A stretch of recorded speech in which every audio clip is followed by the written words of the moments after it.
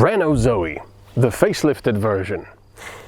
I actually really like this because, well, it doesn't just look better than the previous version, but also has a bigger battery. 52 kilowatt hours now, which gives you a fair bit of range. And it doesn't look like a small toy anymore. They updated the looks, so it looks a bit more serious. And look at this, it's got full LEDs at the front and even animated blinkers at the back.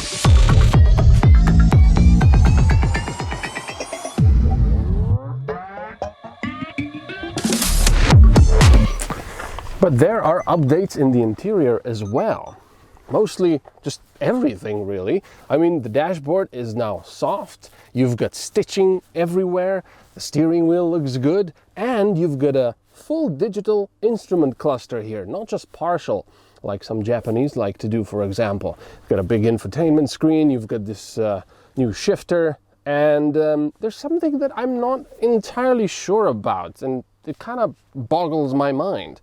When you open the doors to get into the car, you will notice that it has, well, white carpets for the feet, for your shoes. And we know how white and dirt doesn't really go together. So it might look good in the shop or, well, in the saloon, but when you actually get in for the first time, that's not gonna look so good anymore.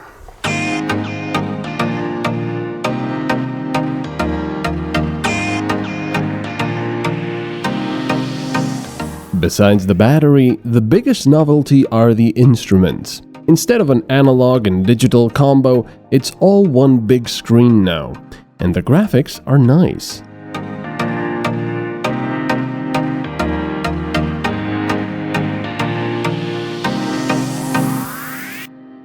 For selecting the drive mode, there's now a comfortable futuristic shifter, while the climate and some other controls are from a Dacia.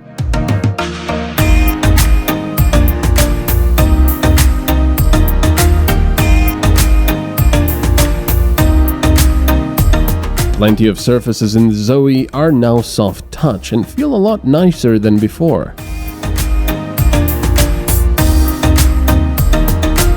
Just in case you thought this was a long distance driver, it's not really. Not just because of the range, but well, also because we put all of our equipment in the trunk and still didn't have enough space. So it doesn't really have a big trunk. And if I'm sitting behind me, I'm actually sitting completely comfortably, but yeah, there's not that much space remaining.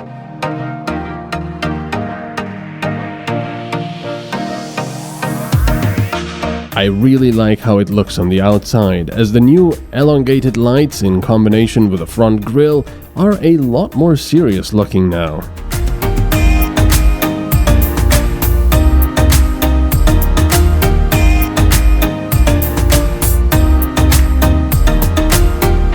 The rear lights have an interesting design, and something that shocked me, animated LED blinkers. So the first impressions of this car really are quite good. I like how it looks on the outside, it's a nice little update from before, and I really enjoy how it's on the inside, because, well, no longer do you sort of feel like you're in a washing machine. There's some weird noises from the outside. It's nature. It's very alien to me, but it's nice. And also, we're not disturbing the nature so much with noise because, of course, this is an electric car, apart from at lower speeds when it has that electronically reproduced whine to, well, alert other people. But anyway, back to first impressions.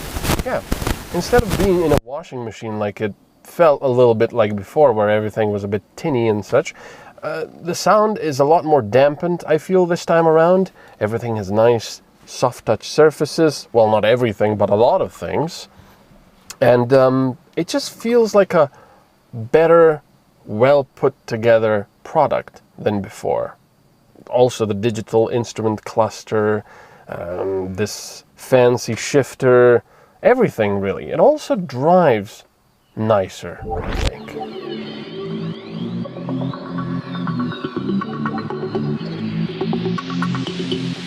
But let's go for a nice little relaxing drive in our electric car.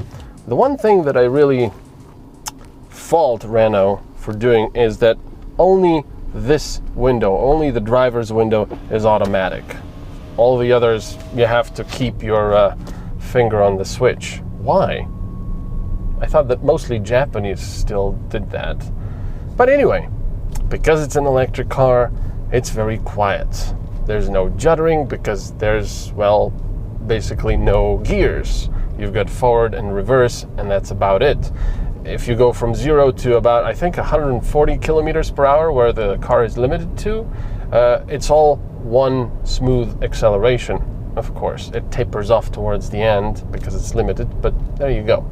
Acceleration isn't as brutal as you would expect in an electric car, but I suppose that's not a bad thing. It's still very nippy, which is especially good for, traffic in larger cities, where despite the larger batteries and the longer range, this car really was designed for. Renault has managed to cram more power here into the batteries. Now, that's not to say that these batteries have a higher energy density, because I believe that lithium batteries have sort of plateaued in their capacity. So I think they just managed to sort of cram more into the same space for the batteries down here than before. So basically what that means that you have a lot more range. But of course, talking about range is different now. Talking about range is a little bit subjective. If you want to know what these specifications give you, go right ahead. You can look that up. But it very much depends on how you will be driving this car, what kind of driving you will be doing. And I know every car's range depends on how you're driving, whether you're driving aggressively or whether you're driving normally and carefully and anticipating braking and so on and so forth. But I think that very much an electric car is even more susceptible to driving styles than a normal car, because once you're driving like this, 50 kilometers per hour through cities and small towns and such, it's going to be very frugal, and it's going to give you a lot of range that it's got specified. For example, I was doing a lot of back and forth driving, I was doing some shopping and stuff, and I was doing a lot of slow driving, and I think I spent about 4% of battery power. I'm at 61% right now, and it says I still have 231 kilometers of range. But once you take a car like this on the motorway, on the freeway, that's where it changes. Especially at 130 kilometers per hour, it's gonna start gulping that electricity. Give me more, give me more, give me more, and you're suddenly gonna realize, I don't really have that much range anymore. So then we come to charging the car. There's several options. You can charge it at home or with any consumer socket. So basically 240 volts. You just plug it in. You've got a cable in the back that has a big transformer and box and whatever it is, and that will allow you to very slowly charge your car, for example, overnight in your garage. Then you've got faster options. The fastest option here I've tried, or at least I think this allows, but I'll have to check that, is 50 kilowatts. Now that will charge reasonably fast, but the thing is, I was still pretty bored waiting for I filled it about 22% of battery today, and I had to wait about 20 minutes, 30 minutes maybe it was something like that. Maybe it speeds up later on, I don't know, but it's still the thing. You cannot just go like with an ICE car, fill up 5 minutes and off you go. No, it's a bit more of a commitment to do this. So you better bring some books, or you better bring, well, obviously everyone has their phone with them now, but it's definitely more work now, or should I say no work, because you're just sitting and doing nothing. There's one more pretty important thing I would like to mention, and I think I have to mention it, and that is charging. I know I've already talked about charging and how many options you have, but the thing is, in order to charge at a fast charging station, almost always you will need to actually pay for that electricity. You won't be able to just freeload. So what that means, at least over here in Slovenia, is that you will be required to have a card with which you will unlock the charging station, and it'll actually be able to bill you. So what you need to do to get that card is, well, first of all, it depends on where you want to charge, because every charging station that belongs to a certain company has their own card. So you will have to have their card. But in order to have their card, you will have to have a monthly subscription, which is payable, whether you use that electricity or not. And that's not really a point with the Zoe, it's more of a point generally with the electric cars. So let's say, for example, you just use one card. So you have a monthly subscription, but they have different packages, different levels, depending on how much energy you want to charge each month.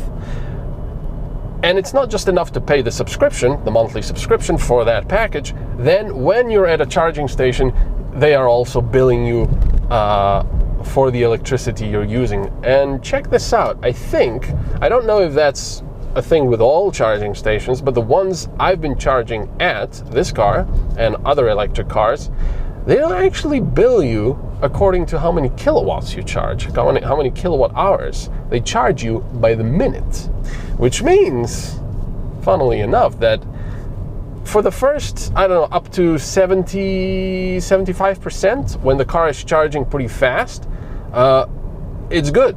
But then, if you want to charge this car at a fast charger from 80 to 100%, you're actually overpaying them because it's charging very slowly, because lithium batteries really hate being charged at high currents and high voltages, and they also hate being discharged. So yeah, I wonder how long these battery packs are going to last in the long run. So my final thoughts about the facelifted Renault Zoe is, and we're in its natural environment now, heavy-ish traffic in a city and horrible roads.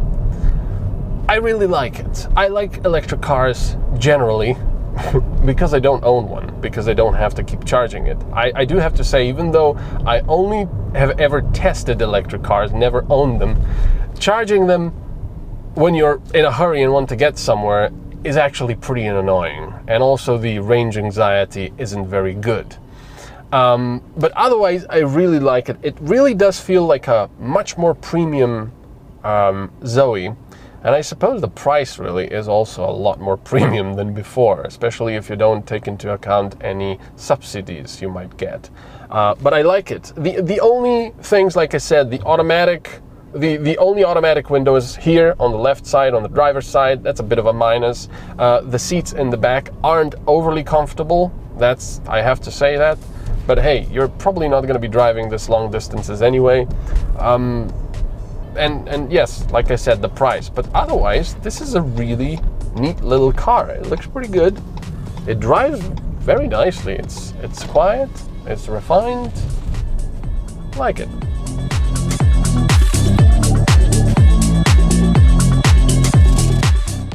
Zoe starts at just under 33,000 euros. For the fully equipped one, you'll be paying just over 41,000 euros.